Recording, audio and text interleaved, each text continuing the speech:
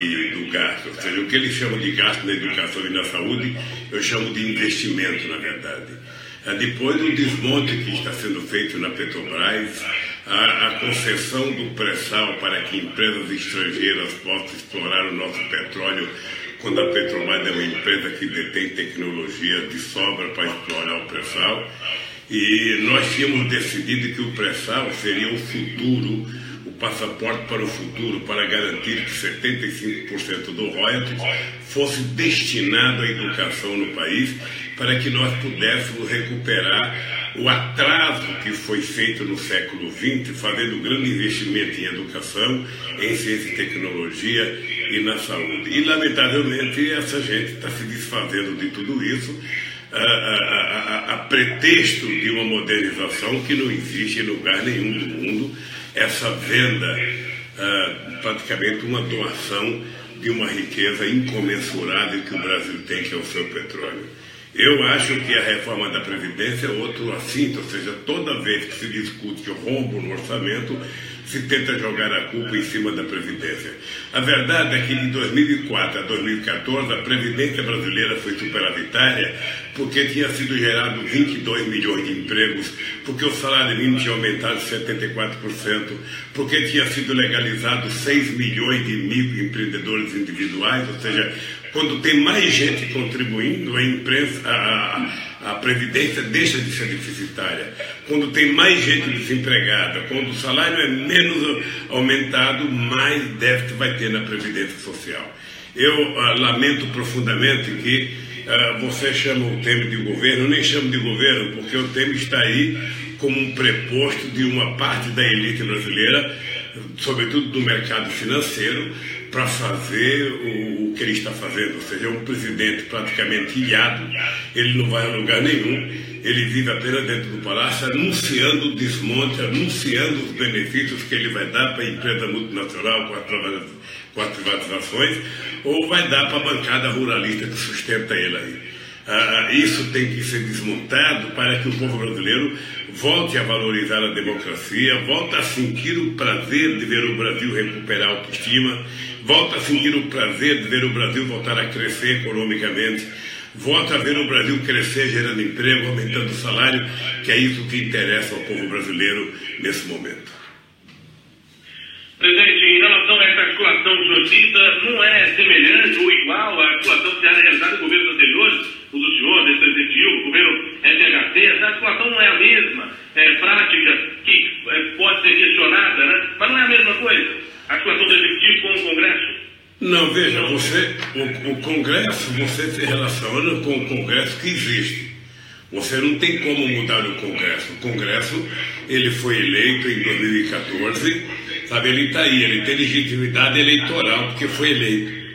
Entretanto, o governo não é obrigado a fazer as concessões que o governo está fazendo ao Congresso Nacional. O que é muito grave é que sai muito caro para a nação brasileira essa subordinação que o governo tem ao Congresso Nacional. Eu sempre ouvi dizer, desde o tempo do saudoso Ulisses Guimarães, que o Congresso adora presidentes fracos.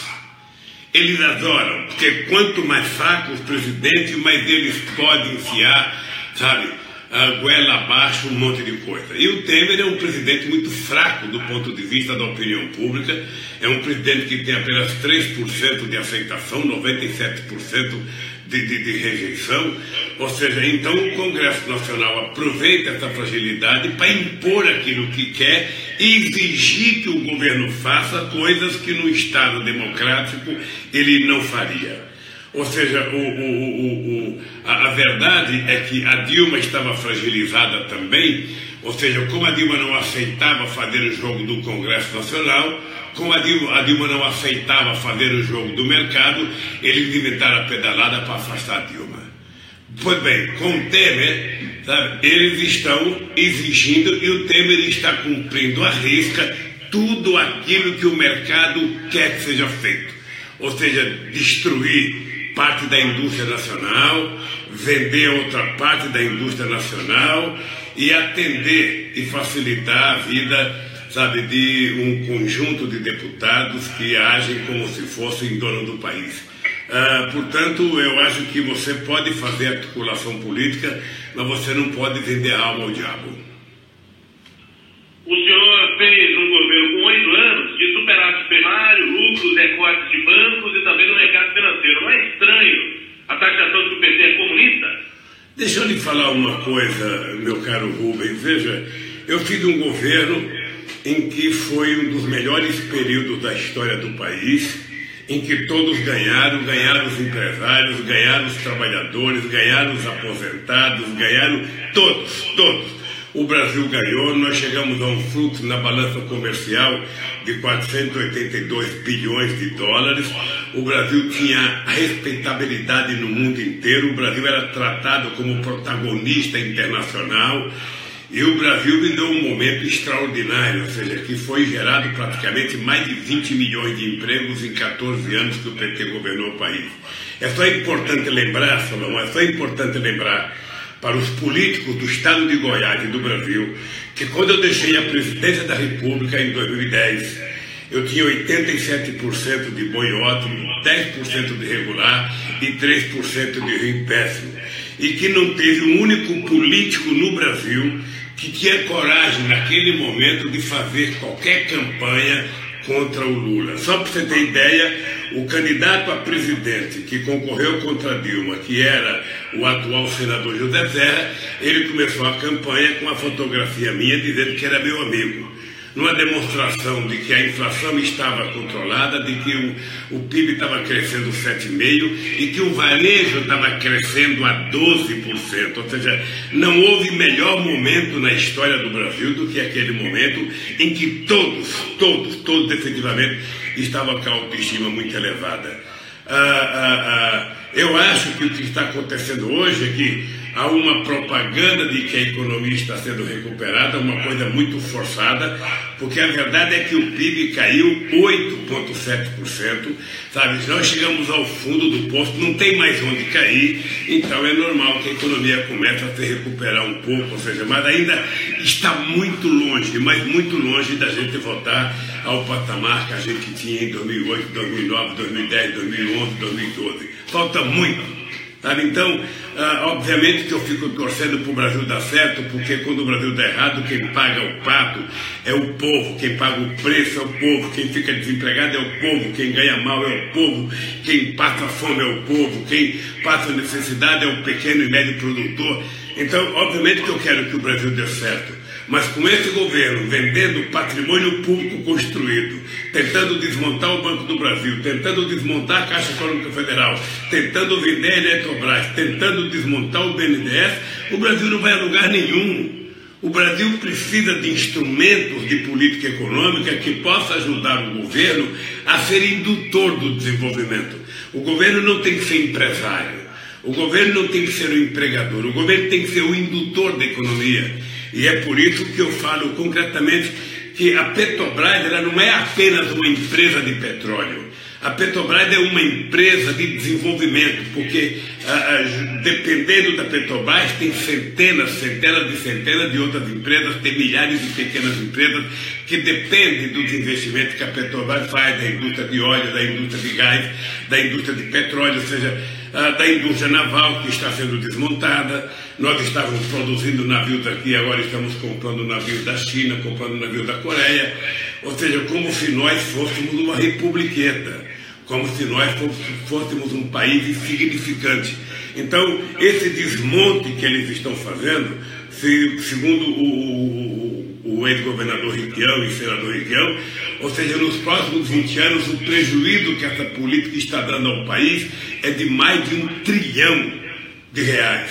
Então, quem vai pagar o preço é o povo brasileiro. Por isso que nós nos colocamos contra e por isso que nós queremos que tenha uma política de desenvolvimento. Eu não tenho nada contra todos ganharem um pouco. O que eu tenho contra é só alguns ganharem e a maioria não ganha nada, como está acontecendo hoje. Presidente, falando sobre o processo de 2018, é possível falar em aliança do PT com o PMDB em alguns estados no ano que vem, inclusive aqui em Goiás, o Marquinhos Vilela, Daniel Vilela? Olha, eu não faz tempo que eu não tenho contato com o PMDB de Goiás. Eu tenho uma belíssima relação com o Maguito Vilela de há muito tempo, desde o tempo que ele era governador, desde o tempo que ele foi constituinte, mas faz tempo que eu não tenho contato, eu não sei quais são as perspectivas de aliança no estado de Goiás. Veja, deixa só dar um dado para você, Rubens, que isso é importante para tentar politizar o povo. O importante na vida política de um país ou de um partido político é que esse partido pudesse sozinho eleger a maioria de governadores, de deputados, de senadores e ainda eleger o presidente da República, correto? Isso é muito difícil. A segunda coisa, mais ou menos ideal, seria que o PT fizesse uma aliança com as esquerdas e junto nós elegêssemos mais governadores, mais deputados, mais senadores. Também é difícil. O terceiro é que o povo brasileiro elegesse só gente da maior dignidade, gente ética, gente, sabe, comprometida com o povo brasileiro para facilitar a tua aliança. O quarto é que se você ganhar as eleições, você tem que fazer aliança com quem ganhou as eleições para você construir a maioria para você governar.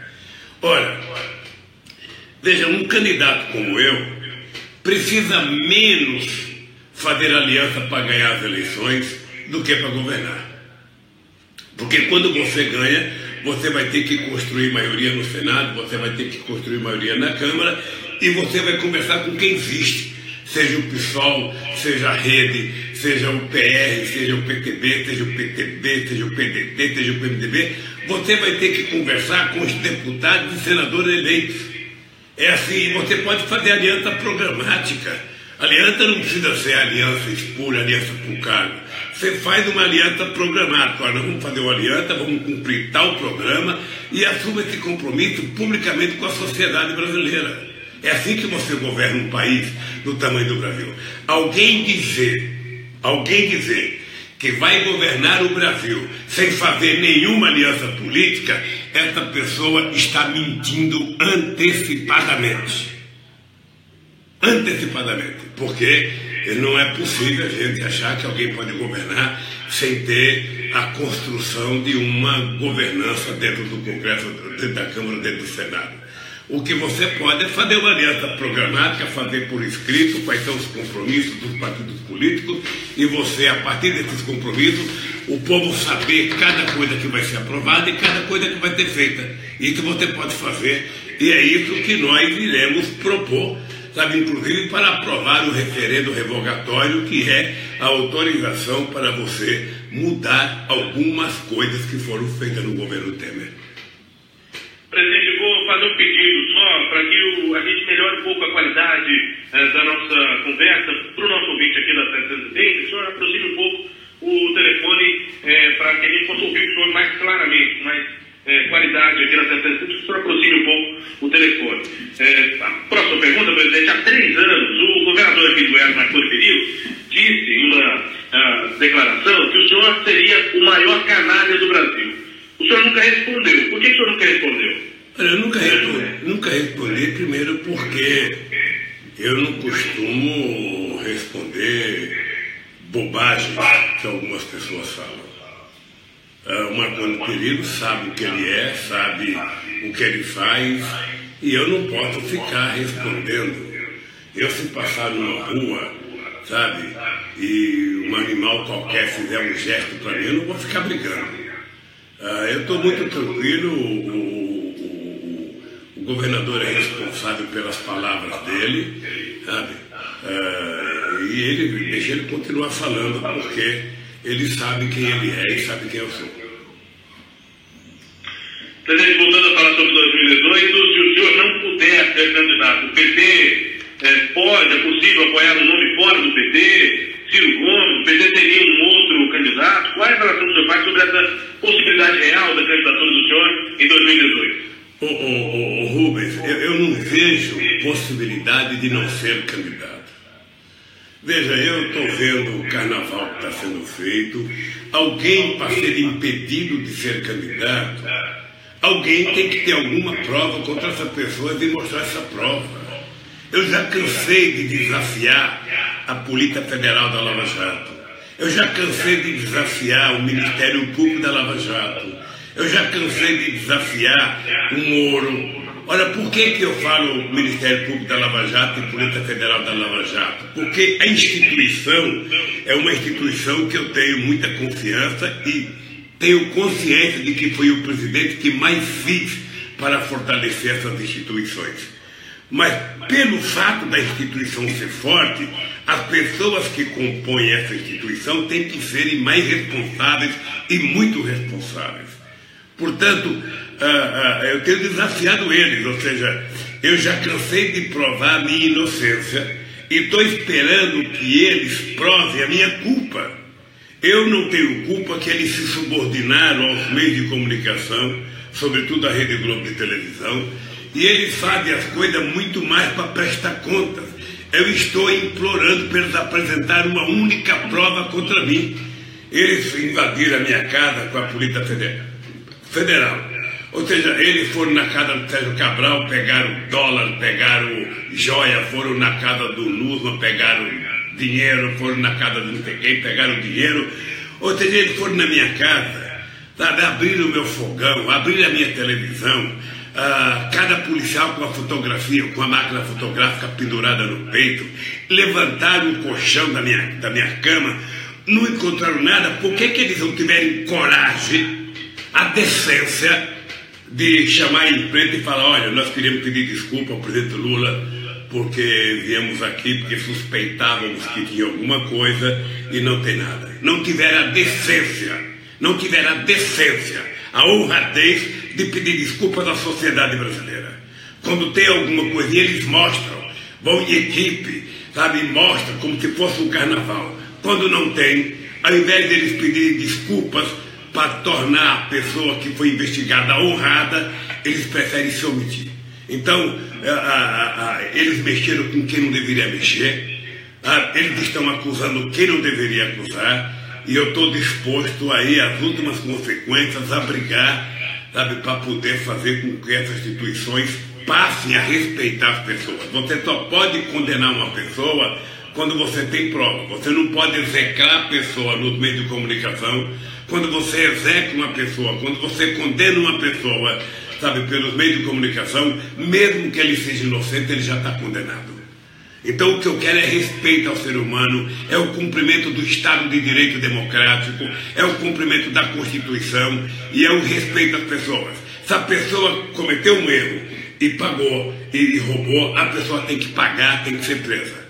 Mas é preciso ter um julgamento digno, uma apuração digna para você poder fazer isso. E eu, da mesma forma que eu aprendi desde pequeno a respeitar os outros, eu quero ser respeitado. E por isso, a minha luta para provar a minha inocência já foi feita. Agora eu quero ver a luta deles para provar a minha culpa. Por isso, Rubens, eu tenho consciência de que você é candidato, se o PT quiser, obviamente, se os partidos aliados quiserem.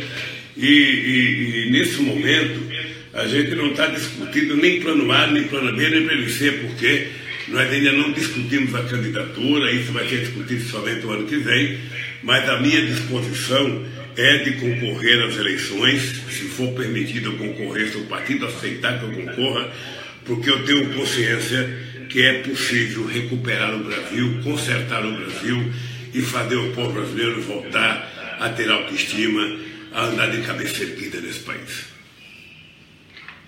Presidente, como é que o senhor está avaliando o cenário que está sendo gradativamente apresentado para a eleição do ano que vem, em 2018? Eu gostaria de pedir para o senhor análise sobre dois perfis, digamos assim, diferentes. Primeiro, hoje tem uma pesquisa nova dizendo sobre a avaliação da imagem do apresentador Luciano Huck, e eu faço a pergunta citando o apresentador, mas gostaria de perguntar sobre essa ideia de outsiders, né, que entram na política como se fossem mudar muito a postura no trabalho político, né? E a outra questão é sobre as pesquisas que mostram uma polarização do senhor com Jair Bolsonaro. Esses dois perfis, Bolsonaro e os outsiders da política. Olha, primeiro eu não acredito em outsider. Eu não acredito, sabe, que você possa encontrar alguém na sociedade que fora dos partidos políticos possa salvar esse país. Tudo que eu quero na vida é disputar as eleições com alguém, sabe, com o logotipo da Globo na testa. Sabe? Tudo que eu quero disputar é com candidatura da Globo. sabe? Que a Globo escolha o seu candidato, escolha o candidato a presidente, escolha o candidato a vice, assuma o seu candidato para a gente poder fazer a disputa, que eu quero ver o que essa gente pensa e o que essa gente vai propor para o Brasil. A segunda coisa é que eu acho que o Bolsonaro tem direito de ser candidato. Ele já é candidato, ele já é deputado há 7 mandatos. Ou seja, são quase 28 anos de mandato e ele disse que não é político. É isso que eu acho engraçadíssimo. Ou seja, o cara tem 7 anos de deputado federal, 7 mandatos, 28 anos dentro do Congresso Nacional e com a maior disfarçatez ele fala que não é político. Ou seja, então, mas eu acho que ele tem o direito de ser candidato, acho que ele tem o direito de defender o que ele quiser defender e cabe ao povo julgar. O povo vai ter um candidato que merece, seja eu, seja Bolsonaro, seja qualquer outra pessoa. Eu não costumo me desfazer das pessoas. Quem tem que analisar cada um é o povo brasileiro. O que eu quero é que cada um tenha o direito de poder dizer aquilo que vai fazer, como vai fazer.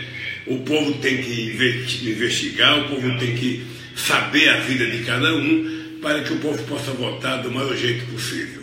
No mais, meu cara, ainda tem uma procura de candidato. Estão procurando quem vai ser o candidato do PSDB. Muitas vezes eu vejo dizer que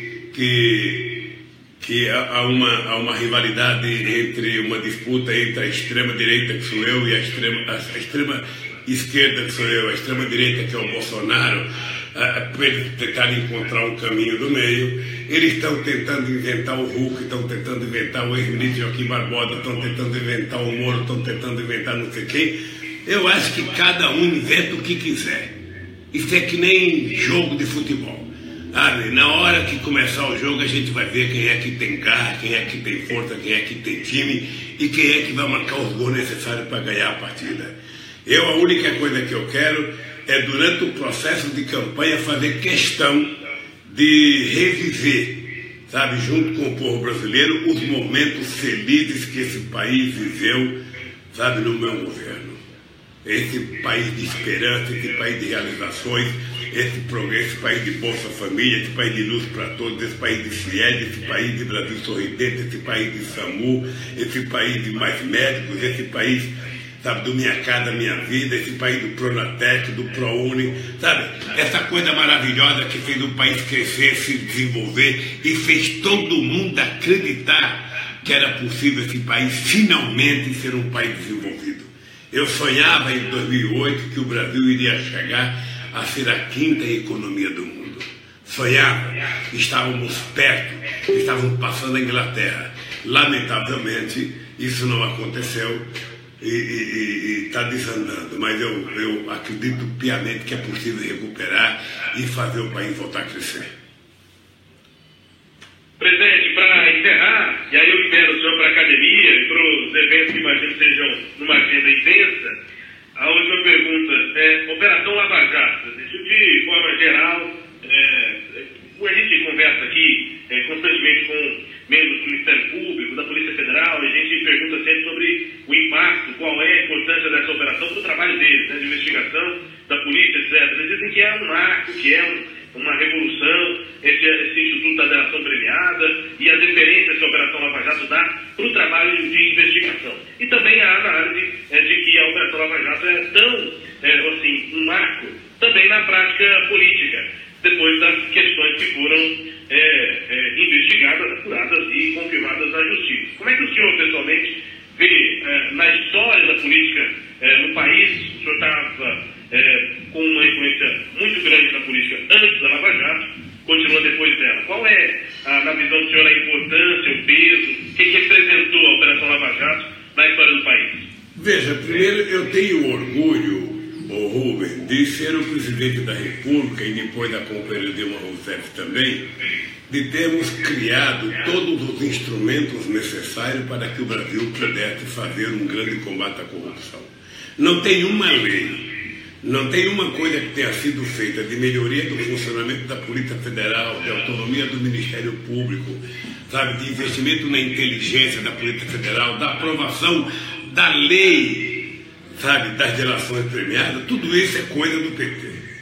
Portanto, nós estamos muito à vontade para discutir esse assunto. O que é grave na Lava Jato? O que é grave é que na hora que o juiz, o delegado, os promotores se confundem, Hoje você não sabe quem investiga, você não sabe quem denuncia, você não sabe quem julga, porque virou tudo a mesma coisa.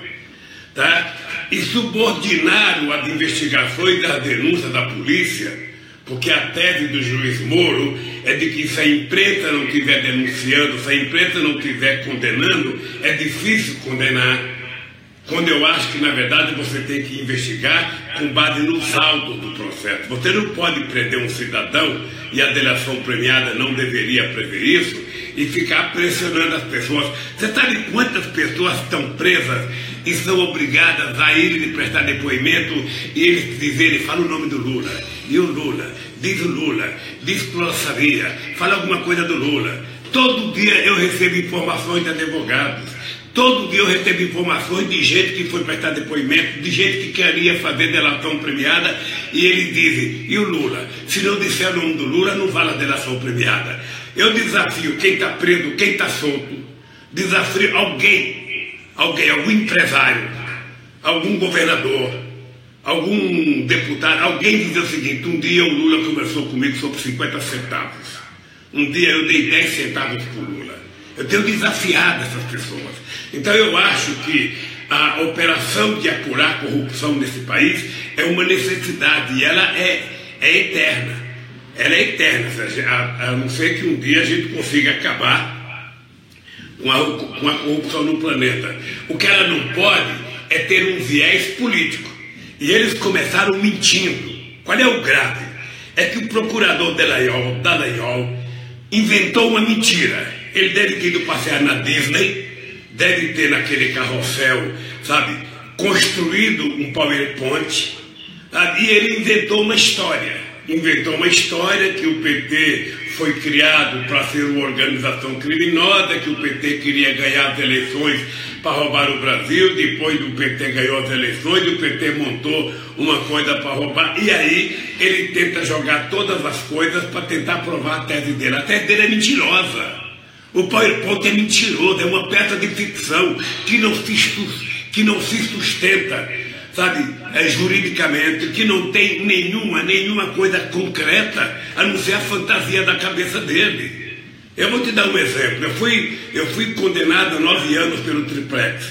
Na sentença, o Moro reconhece que o triplex não é meu, reconhece que não tem dinheiro da Petrobras, mesmo assim ele me condenou.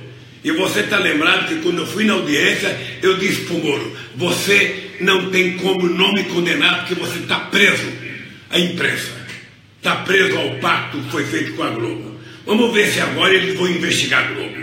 Vamos ver se agora eles vão ter a mesma severidade que tiveram comigo, se eles vão ter com a Globo para apurar essa denúncia sobre a corrupção do esporte.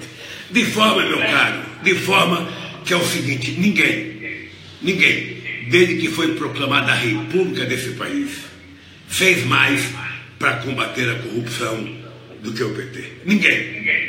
O Ministério Público sabe disso, a Polícia Federal sabe disso, o Moro sabe disso, e acho, Rubens, que você deve saber disso. Ninguém fez mais do que o PT para apurar a corrupção. E nós queremos que apure. Agora é preciso que a gente puna apenas aqueles que são culpados. Eu quero que a severidade puna os culpados e inocente aqueles que são inocentes. O que eu não quero é que se puna inocentes e se absolva culpados. Portanto, meu caro, eu estou com a minha consciência tranquila, sei o que precisa ser feito nesse Brasil, sei o que conversar com esse povo e com muita tranquilidade. Eu quero reivindicar ao PT o direito de ser candidato a presidente da República em 2018, porque tenho consciência que quem já conseguiu salvar o Brasil uma vez, pode salvar o Brasil pela segunda vez. Presidente, agradeço demais a disponibilidade do senhor de conversar conosco aqui como ouvinte goiano na Rádio 730, ouvinte do Centro-Oeste, na maior rádio do Centro-Oeste do Brasil. Um prazer ter o senhor aqui conosco na 730, falando sobre todos os temas que a gente abordou na entrevista. E fica o convite, vindo a Goiás, venha também ao estúdio aqui da Rádio 730 para a gente conversar com mais tempo, para abordar também outros assuntos. Um abraço, senhor, obrigado pela entrevista. Um abraço, Rubens, e assim que a Kátia me convidar, eu vou a Goiânia para a gente poder fazer uma entrevista. Um grande abraço, um bom dia para vocês e nós vamos ter muita oportunidade para conversar. Um abraço a todos vocês. Um abraço. A Cátia Maria, presidente do PT Regional, está aqui no estúdio também acompanhando a entrevista. Já fica o convite, né? Dê um beijo nela por mim. Já está o convite feito também. Estamos bastante nosso tempo para falar com o ex-presidente Lula.